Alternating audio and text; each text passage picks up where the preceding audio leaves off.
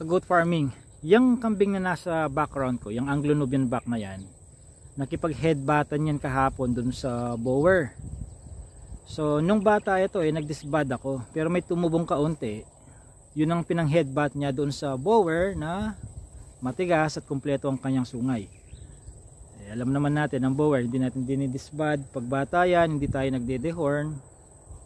Nakasanayan, nakapag-bower, hinahayaan ang kanyang sungay na tumubo. Kapag ka Anglo-Nubian, pinuputulan. Maganda silang tingnan, aesthetically speaking. Now, nagkaroon ng sugat yan kahapon.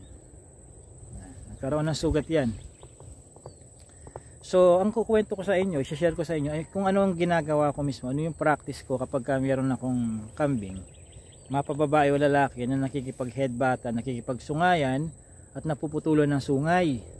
Anong ginagawa ko para alam nyo rin, may idea kayo anong dapat nyong gawin, no? Mahirap yung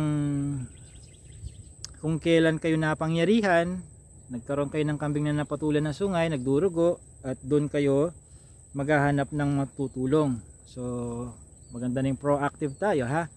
So ito, una, kailangan regular nyo chine-check ang mga kambing ninyo. Pero dahil hindi naman po pwedeng literal na hindi dapat mawala ang mata nyo sa mga kambing, kahit pa may caretaker ka, may pa silang ginagawa, di ba? So may mga pagkakataong pagkatalikod mo, dun sila gagawa ng kalokohan itong mga kambing. Na-check naman kaagad, no? Nung nakipag-headbatan siya, nahiwalay pero nabali na yung kaunting sungay niya, yung nakausli. So anong ginawa ko? Una, i-check ko muna lahat yung katawan ng kambing, hindi lang yung ulo, ha. Kasi maaaring baka may natusok ng sungay ng iba sa kanyang katawan, sa tagiliran, sa tiyan, yung tenga, ang mata, baba niya, basta yung buong katawan niya i-check dapat. Para lang makasigurado tayo na alam natin kung nasaan talaga yung mga sugat. Kasi kapag nakipag-headbatan niya, natural ang duguan yung uluhan. Mali naman na i-assume mo na ulo lang talaga ang dinudugo o tinamaan. So inspectionin pa rin lahat ng buong katawan niya. Standard operating procedure yon dun sa pag-aaral ko. Now, kapag na-identify mo na kung nasaan lahat ng sugat, in the case of this Anglo-Nubian buck, yung dun sa horn lang talaga niya, buti na lang ang source ng blood, no? Yung pagdurugo.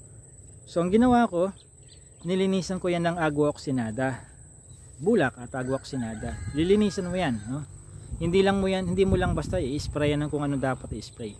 So step number 1, i-check ang buong katawan to identify lahat ng mga may sugat. Step number 2, linisan ng mga sugat ng agua oxinada.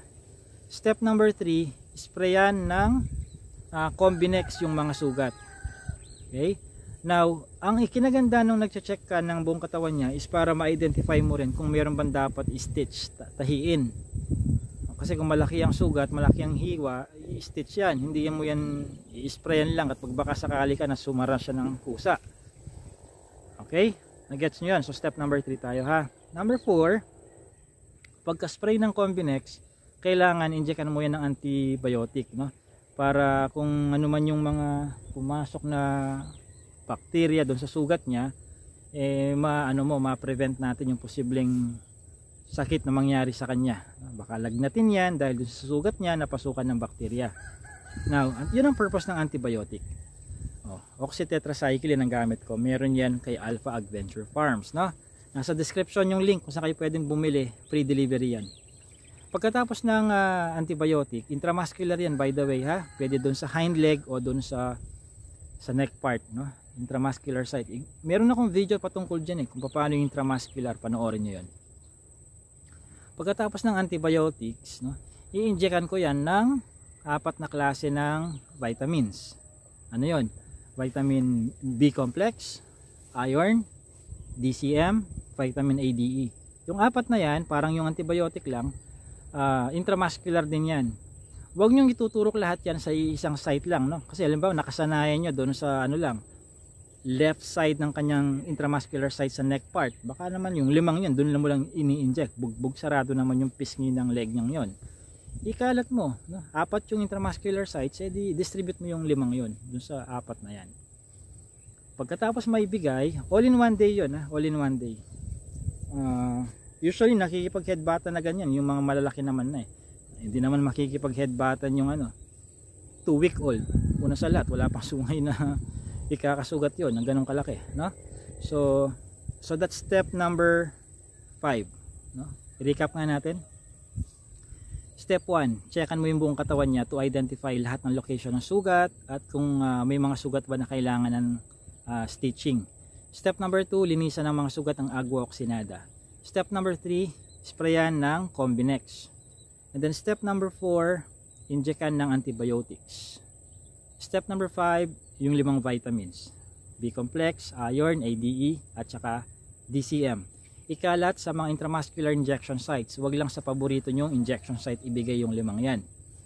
Okay? Pagkatapos nun,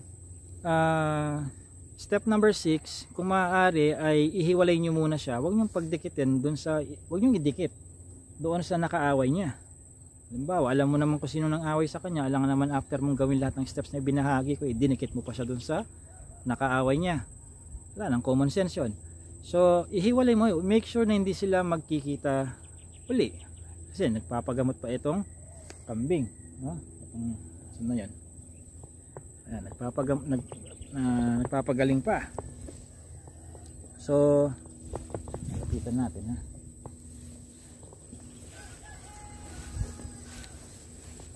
Ilabas ko lang siya dito para may maiba lang ang lugar ko. Ayan, so yun ang kambing. Against the light. Dito na lang tayo.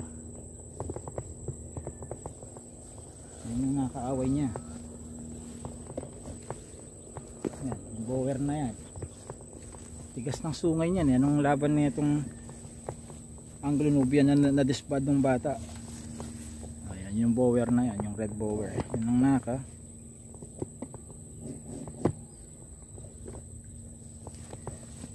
nakaboksingan niya. Okay? So yung steps na binigay ko sa inyo, 6 steps yun lahat ang ginagawa ko. Kung hindi pa kayo sanay mag-inject, magpatulong kayo sa may karanasan na. Lalo pat 5 yung ini-inject na yun, baka mamaya sa maling injection site nyo maibigay or mali yung inyong route of administration, baka naman sarili nyo ma-inject nyo, lalo pat kung halimbawa wild ang ini-injectan ninyo. Ito kasi tahimik.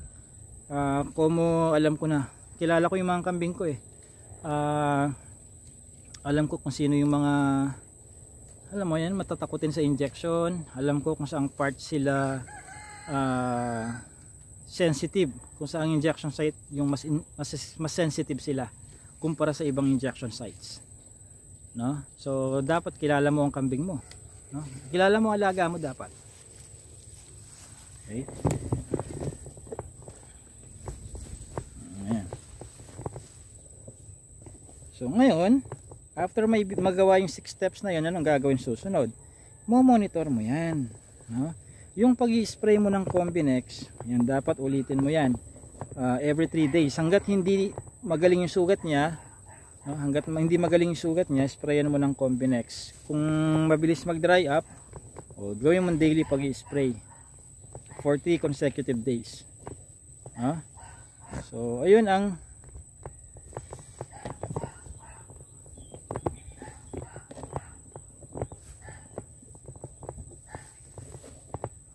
yun ang ginagawa ko. Tapos yung antibiotics, hindi mo na uulitin daily yun, once lang yun. And then i-monitor mo yung vital statistics niya. Meron akong video yung pinablish na dyan kung paano yung kumuha ng temperature ng kambing, yung kanyang respiratory rate, yung kanyang heart rate, para alam nyo kung may lagnat ba or may something abnormal sa kanyang respiratory or heart rate. Tinuruan ko na kayo doon sa isang video nyo, gawin nyo yan, no? So monitor nyo yung vital statistics, tapos yung kanyang mga vitamins ulitin nyo, gawin nyo weekly, no? Weekly at least hanggat sariwa yung sugat nya, pwedeng weekly yon, yung 4 na binanggit ko.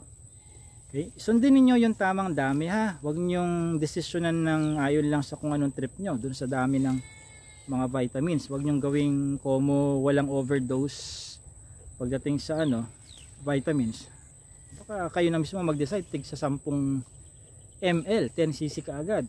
Basahin nyo din yung label, no? DCM 20 to 50 ml yan. Pero huwag nyo gagawin yun doon sa ADE o kaya doon sa iron o kaya doon sa B complex, no? Naka-indicate naman sa label sa bote kung ilang ml lang. Okay? Doon sa antibiotic, conforme yun sa timbang ng kambing.